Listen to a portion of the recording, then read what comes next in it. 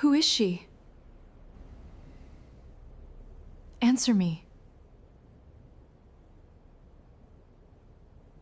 I'm Sarah, and this is the story of how I lost myself in a relationship that looked perfect to everyone else.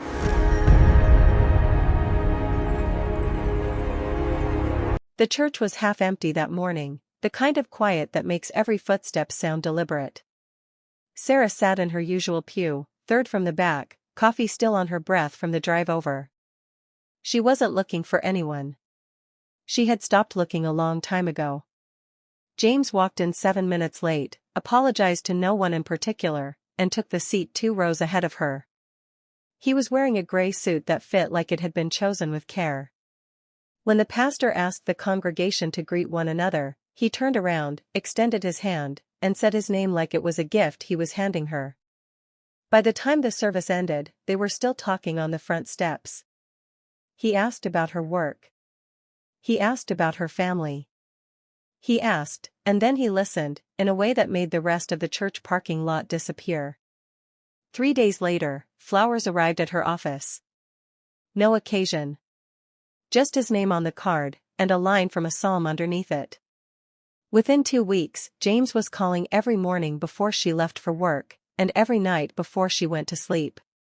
He told her, on their third date, that he had never met anyone like her, that God had clearly been preparing this for a long time.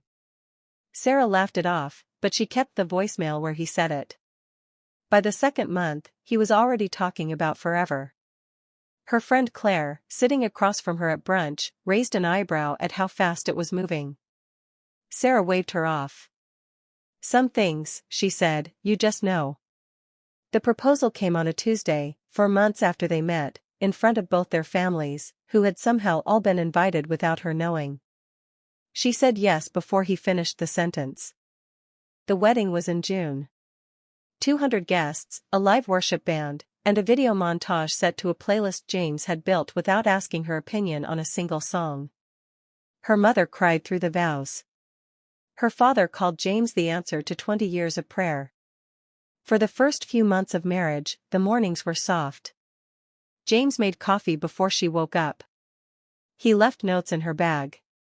He prayed over her before she left for work, hands on her shoulders, voice low. Then, quietly, the shape of things began to change. It started with Claire. James mentioned, over dinner, that he'd noticed Claire seemed to bring a certain energy into the house, an unsettled kind of energy, he called it, that didn't sit right with him spiritually. He wasn't telling Sarah what to do. He just wanted her to pray about it. Sarah did. Within a month, the calls with Claire had thinned from daily to occasional, and James never had to mention her name again. It continued with her job. Sarah had been offered a regional director position, the kind of promotion she'd worked 4 years for. She came home glowing with the news. James listened, nodded, and asked her gently if she'd prayed about what the extra hours might do to their home, to the children they were planning to have. He wasn't against it, he said. He just wanted her to be sure her priorities were in order. She turned the promotion down 2 days later, and told her old boss it wasn't the right season. It moved into her phone next. One evening, James asked to see her messages, not out of suspicion, he was careful to say, but because a marriage with secrets was a marriage with cracks. Sarah handed it over. It became a habit neither of them ever formally agreed to. He checked most nights. She stopped noticing. Then came the accounts. James suggested, reasonably, that combining their finances under one login would simplify things, save time, keep them aligned. He would handle the transfers and the budgeting, since he was better with numbers. Sarah agreed. 6 months later, she couldn't have told you the balance of her own savings account if her life depended on it. In public, James was luminous. At church functions, he held her hand and called her his blessing in front of anyone who would listen. He told stories about her cooking, her laugh, her heart for people. Guests left every dinner party talking about what a lucky woman Sarah was. At home, the warmth came with conditions. If dinner was cold, James went quiet for the rest of the night, answering her questions in single words, letting the silence do the talking. If she brought up something that upset her, he would listen with a patient, wounded expression, and later remind her, gently, of a mistake she'd made months earlier, something she'd confessed to him in a moment of trust, now returned to her as evidence. When Sarah mentioned, once, that she'd been feeling low, exhausted in a way sleep didn't fix, James held her and told her he understood. He suggested they pray about it together instead of her seeing someone outside the marriage. Therapists, he said, didn't understand covenant the way Scripture did.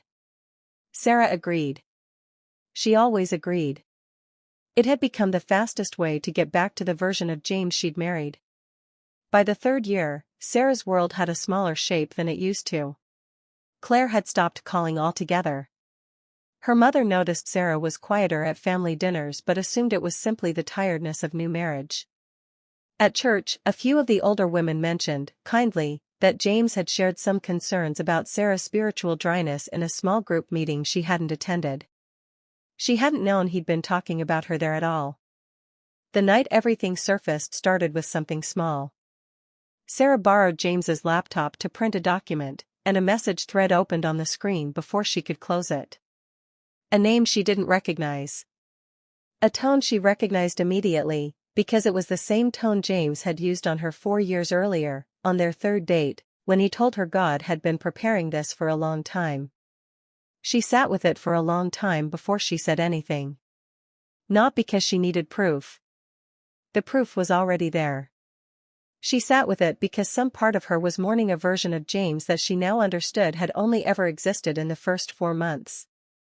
When she finally left, 6 weeks later, James told their pastor, their families, and anyone who would listen that Sarah had been struggling spiritually for years, that he had done everything he could, that he was heartbroken but not surprised. Several people believed him. It took Sarah a long time to stop needing them to. What happened to Sarah has a name in psychology, even though nobody used that language while it was happening to her. It's a pattern that begins with intensity, moves quickly past the pace where judgment usually has time to catch up, and settles into control that always arrives wearing the costume of care. Isolation from friends. Decisions reframed as spiritual duty. Privacy dissolved and called intimacy. Finances centralized and called partnership. Silence used as punishment. Old vulnerabilities stored up and returned as ammunition. Every single piece defensible on its own. Devastating only once you see the whole shape of it at once.